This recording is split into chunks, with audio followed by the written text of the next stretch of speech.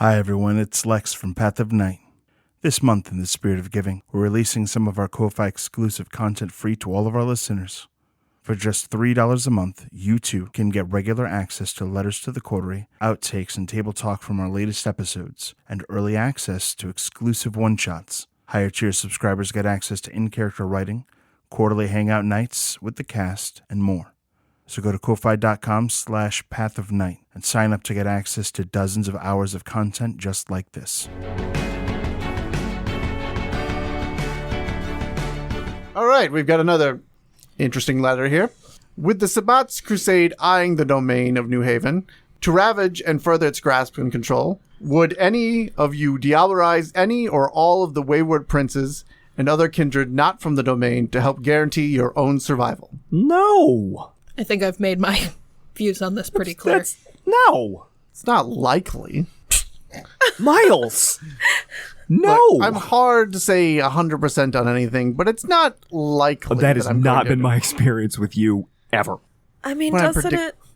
Go ahead. Sorry. Sometimes happen by accident. Yep. We were really worried about when Johnny was fighting Shaw. Mm-hmm. I would want to believe that this question is about a conscious effort to do such things. Accidental diablerie in the midst of a frenzy. That happens. No one can be blamed for that. Yes, they can. No, they can't. That wouldn't have been fair to blame Johnny. Well, the Camarilla is not fair. Right, but that wouldn't have been my fault. That'd have been Reese. Yeah, we're not talking about how the Camarilla is viewing this.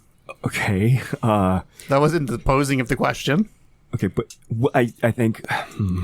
I mean, is the idea that would we consider doing it on purpose specifically to try to do what you did?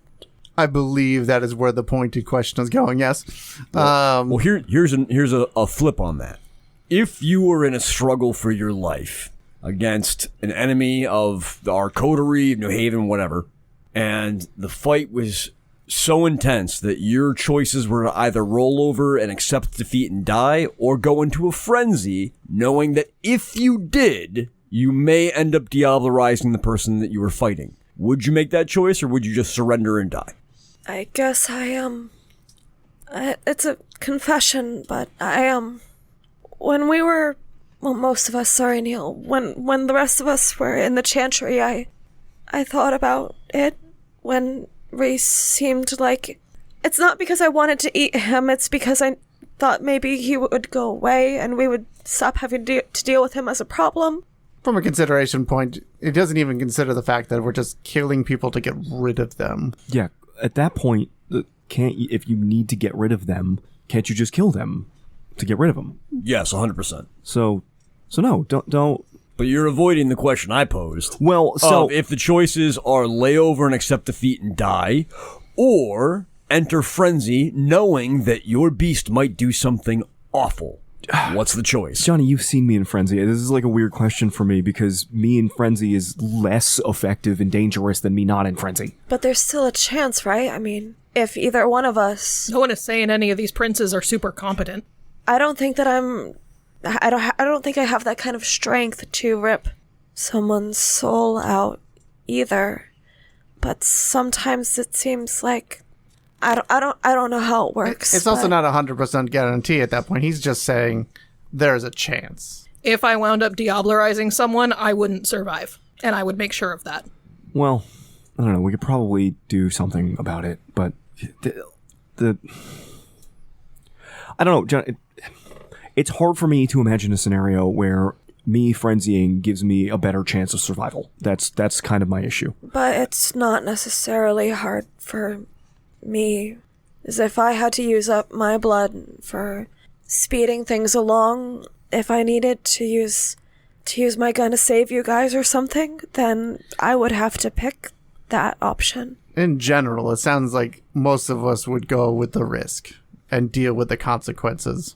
I think I would do anything to protect you guys. So I don't know. I guess it feels like the spirit of the question, though, is would we go out of our way to consciously diablerize? Yeah.